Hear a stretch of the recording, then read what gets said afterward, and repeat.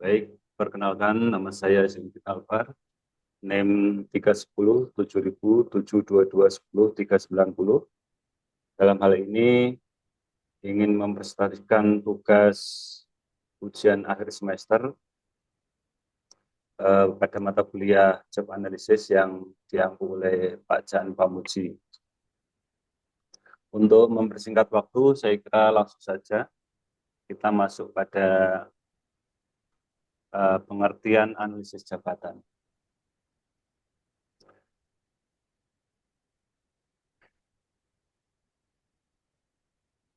Analisis jabatan merupakan proses sistematis dalam mengidentifikasi dan mendokumentasikan seluruh aspek terkait suatu pekerjaan. Menurut Seket dan Lexio tahun 2012, proses ini mencakup pemeriksaan mendalam terhadap tugas, tanggung jawab, dan persyaratan spesifik yang melekat pada suatu posisi. Menurut Bernardin dan Russell, menambahkan bahwa analisis jabatan melibatkan pengumpulan data melalui berbagai metode seperti observasi langsung atau wawancara mendalam. Proses ini bertujuan untuk menciptakan pemahaman komprehensif tentang apa yang sebenarnya dilakukan dalam suatu jabatan. Hasil analisis menjadi dasar penting bagi berbagai fungsi manajemen sumber daya manusia, mulai dari rekrutmen hingga tentu saja berkaitan dengan pengembangan karir. Untuk selanjutnya, konsep dasar. Berkaitan dengan konsep dasar, dalam analisis jabatan, terdapat dua pendekatan utama yang saling melengkapi. Pendekatan pertama adalah pendekatan task-oriented, berfokus pada aktivitas kerja konkret dengan membuat daftar pernyataan tugas, task statement, dan mengukur intensitasnya melalui skala tugas. Sementara itu, pendekatan worker-oriented menitik beratkan pada karakteristik individu yang diperlukan untuk menjalankan pekerjaan tersebut, dikenal dengan istilah SKAO. Keterampilan, pengetahuan, kemampuan, dan lainnya. Kedua pendekatan ini harus dilaksanakan dengan prinsip objektif, mengandalkan data faktual, relevan, dengan kebutuhan organisasi. Tentunya itu disesuaikan. Dan menghasilkan informasi yang dapat diandalkan, tentu saja untuk pengambilan keputusan sumber daya manusia. Selanjutnya, tujuan analisis jabatan. Analisis jabatan memiliki beberapa tujuan strategis dalam pengelolaan sumber daya manusia. Tujuan utama meliputi penyusunan job description yang jelas dan job spesifikasi yang akurat sebagai dasar rekrutmen. Selain itu, proses ini membantu mengidentifikasi kebutuhan pelatihan spesifik untuk pengembangan kompetensi karyawan. Analisa jabatan juga berguna untuk menentukan peningkatan jabatan dalam struktur organisasi dan mengembangkan metode kerja yang lebih efisien dan efektif. Yang tidak kalah penting, hasil analisis jabatan dapat dimanfaatkan untuk menciptakan desain pekerjaan yang efektif sesuai dengan perkembangan organisasi. Manfaat analisis jabatan. Implementasi analisis jabatan yang komprehensif memberikan berbagai manfaat signifikan bagi organisasi. Dalam proses rekrutmen dan seleksi, informasi dari analisis jabatan membantu menyesuaikan kandidat dengan kebutuhan pekerjaan secara tepat. Untuk penilaian pekerjaan, analisis jabatan menjadi dasar penyusunan indikator kerja yang relevan.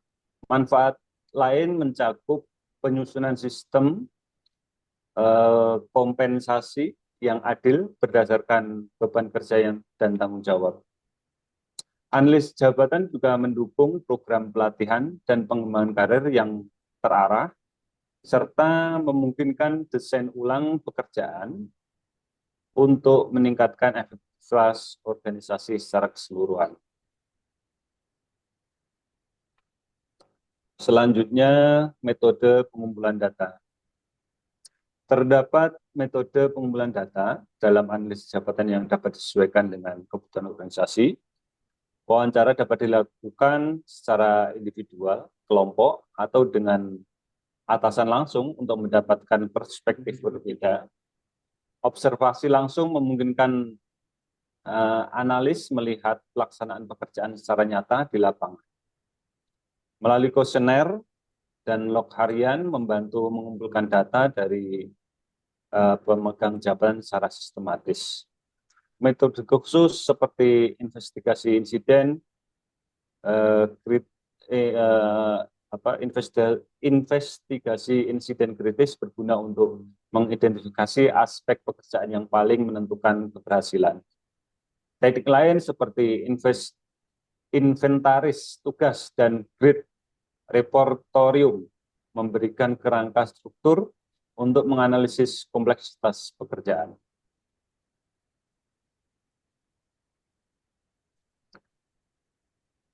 Langkah-langkah analisis jabatan. Proses analisis jabatan yang selektif mengikuti serangkaian langkah sistematis. Langkah pertama adalah menentukan jenis analisis dan metode pengumpulan data yang paling sesuai. Selanjutnya dilakukan dengan pengumpulan informasi pendukung tentang struktur organisasi dan proses bisnis terkait.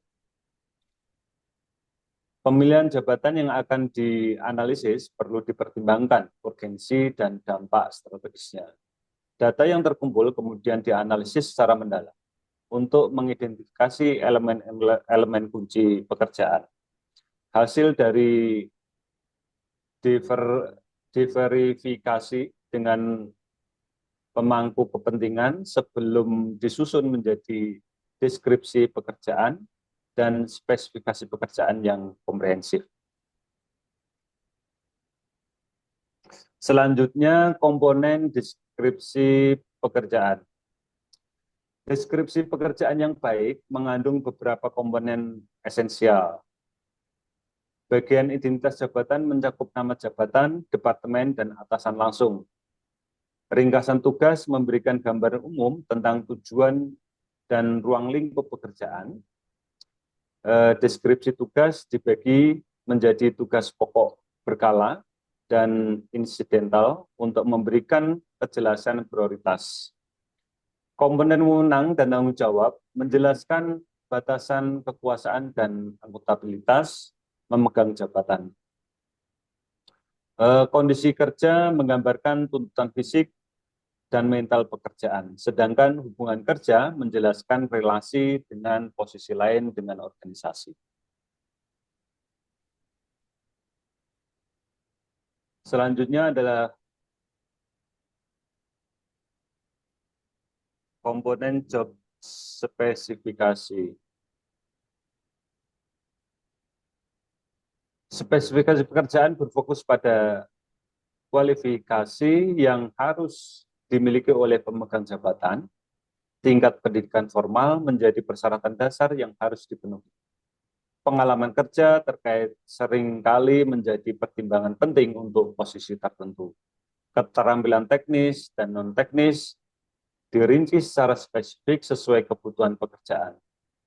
Aspek kepribadian seperti kemampuan bekerja tim atau ketahanan terhadap stres mungkin disyaratkan untuk posisi tertentu. Persyaratan fisik seperti kemampuan visual atau stamina kerja juga perlu dicantumkan jika relevan. Begitu pula dengan sertifikasi atau lisensi khusus yang diwajibkan oleh undang-undang. Selanjutnya adalah fungsi dan pemanfaatan hasil analisis jabatan. Hasil analisis jabatan memiliki berbagai fungsi strategis dalam pengelolaan sumber daya manusia. Penyusunan struktur organisasi yang efektif memerlukan pemahaman mendalam tentang setiap jabatan. Dalam perencanaan sumber daya manusia strategis, analisis jabatan membantu memproyeksikan kebutuhan tenaga kerja di masa depan. Proses evaluasi jabatan dan grading gaji sangat bergantung pada data akurat dari analisis jabatan. Penyusunan standar operasional prosedur atau SOP membutuhkan pemahaman tugas dan tanggung jawab yang jelas. Hasil analisis jabatan juga menjadi dasar penetapan standar kerja yang objektif dan terukur. Selanjutnya tentang analisis jabatan. Implementasi analisis jabatan tidak lepas dari berbagai tantangan praktis. Perubahan teknologi dan organisasi yang cepat membuat deskripsi jabatan mudah menjadi usang. Kurangnya pemahaman manajer tentang pentingnya job deskripsi yang rinci sering menjadi kendala. Masalah umum lainnya adalah penulisan deskripsi jabatan yang terlalu umum, sehingga tidak memberikan panduan operasional yang jelas. Keterbatasan waktu dan sumber daya sering menghambat pelaksanaan analisis jabatan yang mendalam. Tantangan lain mencakup resistensi karyawan yang mungkin khawatir analisis jabatan akan meningkatkan beban kerja mereka. Selanjutnya adalah perkembangan anjab modern. Analisis jabatan berkembang mengikuti perubahan lingkungan bisnis, Functional Job Analysis, FJ, yang dikembangkan oleh Departemen Tenaga Kerja Amerika Serikat, menekankan analisis tugas sebagai unit dasar pekerjaan. Pendekatan berbasis kompetensi based analysis, menjadi populer karena fokusnya pada atribut individu yang memprediksi kinerja unggul. Tren the jobbing muncul sebagai respon terhadap kebutuhan fleksibilitas organisasi dengan mengurangi struktur jabatan kaku, beralih ke pekerjaan berbasis tim dan proyek. Perkembangan teknologi juga mungkin penggunaan alat analisis jabatan berbasis AI yang lebih efisien. Selanjutnya adalah konsep Functional Job Analysis. Functional Job Analysis, FJA, dikembangkan oleh Sidney E. Fine dan Stephen V.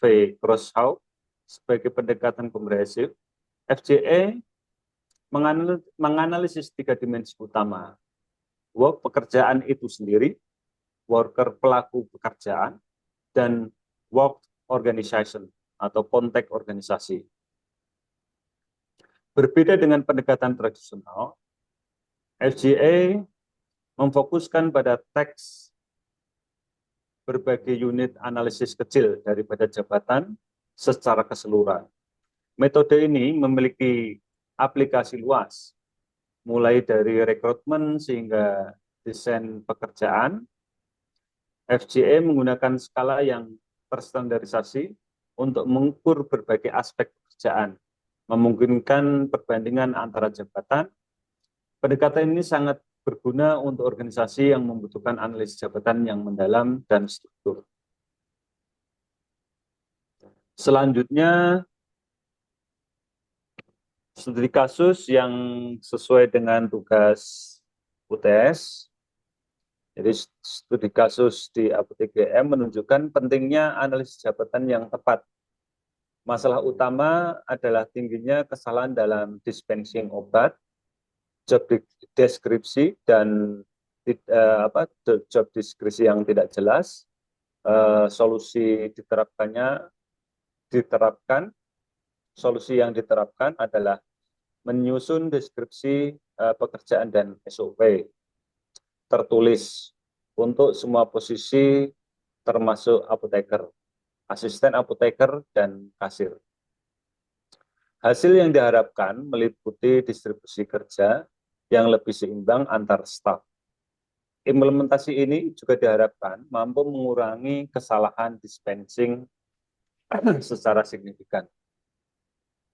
Yang paling penting, kejelasan job deskripsi diharapkan meningkatkan keselamatan pasien sebagai tujuan utama layanan kesehatan.